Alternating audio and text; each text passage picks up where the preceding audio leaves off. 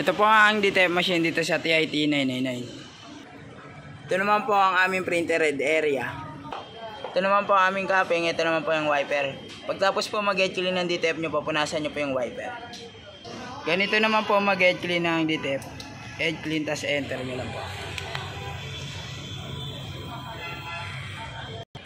Ito po ang nozzle check ng DTF po namin. Ito po yung white, ito po yung color.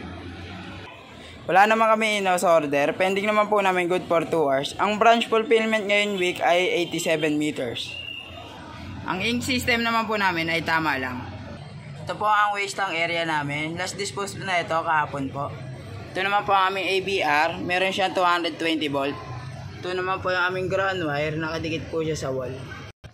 Ito ang in-use ink namin. Nakalagay sa basket ng maayos.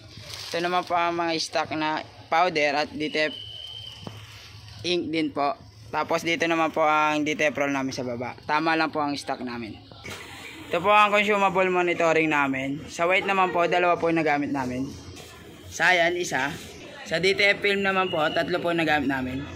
Sa Kuya solution naman po, 1 rin po nagamit namin.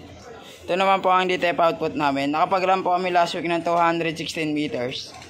Ito naman po ang aming printer daily checklist. Updated naman po siya. Thank you.